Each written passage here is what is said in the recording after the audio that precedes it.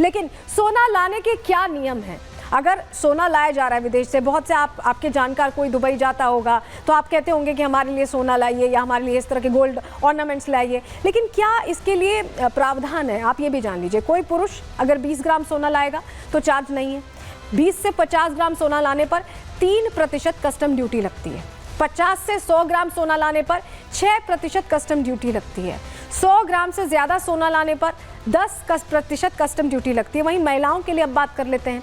महिलाओं के लिए 40 ग्राम तक सोना लाने पर पूरी छूट है, लेकिन 40 से जैसे ही बढ़ता है, 40 से 100 ग्राम सोना लाने पर 3% कस्टम ड्यूटी, उतनी ज़्यादा नहीं है एज़ कम्पेयर टू मेल्स। 100 से 200 ग्राम सोना लाने पर 6% कस्टम ड्यूटी और 200 ग्राम से ज़्यादा सोना लाने पर 10% कस्टम ड्यूटी है। ये वो नियम है जिसके तहत ही आप सोना ला सकते हैं। अगर आप ऐसे सोना लाएंगे तो आप पकड़े जाएंगे, कस्टम्स विभाग समझ जाएगा। और कस्टम्स विभाग ने वही ट्रेस किया जो पैटर्न फॉलो कर रही थी रन्या, कि एक ही तरह के कपड़े पहनकर वापस आना, उसके जरिए से ट्रेस किया गया। लेकिन भारत में सोना कहां कहां से लाया जाता है, तस्करी कर किस तरह से लाया जाता है, चलिए जानकारी आपको दे देते हैं। दरअसल भारत में ज्यादातर नेपाल और दुबई, 2 जगहों से सोना तस्करी कर लाया जाता है और इसी को लेकर पूरा जो नेटवर्क है वो खंगाल रहा है। डीआरआई भी समझने की कोशिश कर रहा है कि क्या रन्या का यहाँ नेपाल से भी कनेक्शन है, क्योंकि दुबई कनेक्शन तो सामने आ चुका है, लेकिन क्या यहाँ नेपाल से भी कनेक्शन है, इसको लेकर भी जांच चल रही है। चलिए आपको बताते हैं कि क्या कानून है। अगर पकड़ी गई है रन्या तो अब उनके लिए आगे की राह कितनी मुश्किल होने वाली है, कितनी ज़्यादा दिक्कत वाली होने वाली है, जानकारी आपको बताते हैं कानून क्या कहता है। देखिए, कस्टम्स एक्ट 1962 के मुताबिक अवैध तरीके से सोना लाने पर भारी जुर्माने का प्रावधान है। मतलब तस्कर को 7 साल तक की सजा भी यहाँ हो सकती है और तस्कर से सोना जब्त कर लिया जाएगा। विदेशी मुद्रा और नियमन अधिनियम 1999 क्या कहता है? तस्करी को विदेशी मुद्रा का उल्लंघन मानता है और 1 साल की सजा और जुर्माने की सजा का प्रावधान है। सोने के अलावा अन्य अवैध संपत्तियां भी जब्त कर ली जाती हैं ऐसे में। इसके अलावा बीएनएस की धारा 111 है जिसके तहत कार्रवाई होती है। उसमें कहा गया है तस्करी करने पर 5 साल की जेल से सजा हो सकती है, 5 लाख रुपए तक का जुर्माना भी लगाया जा सकता है, आजीवन विदेश यात्रा करने पर भी प्रतिबंध लग सकता है।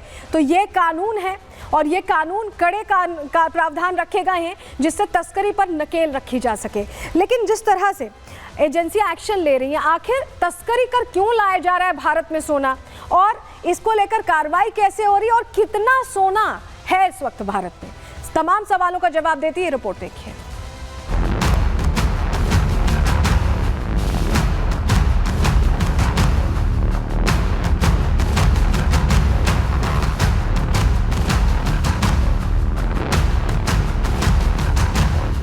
दुबई से गोल्ड तस्करी, एक्ट्रेस रन्या की गिरफ्तारी। एक्टिंग बस नाम, सोने की तस्करी का असली काम।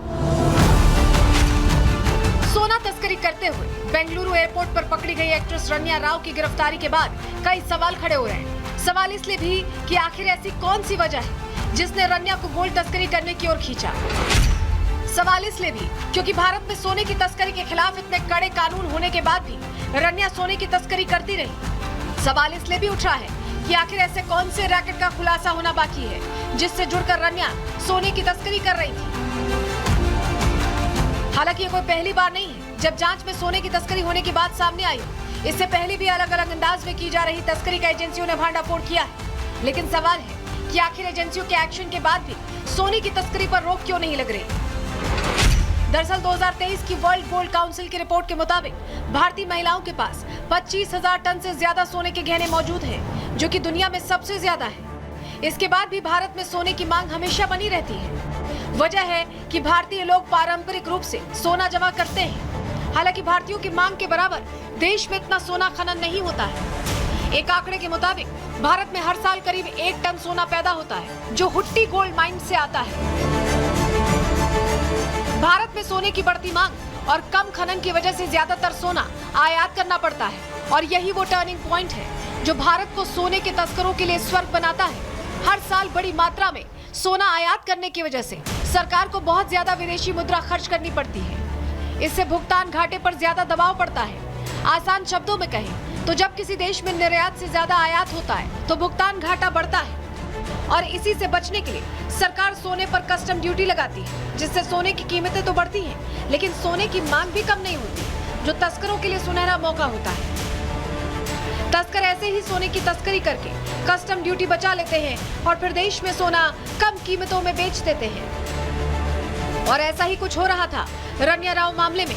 बाहर से सस्ता सोना खरीदकर देश में सस्ते में बेचा जा रहा था। यही वजह है कि कम समय में रनिया कई बार इंटरनेशनल फ्लाइट्स पकड़कर सोने की तस्करी कर रही थी। हालांकि अब नजर इस पर है कि आखिर दुबई से भारत सोना तस्करी कर ला रही रनिया के तार किस नेक्सस से जुड़े हैं। Bureau report, Republic Bharat.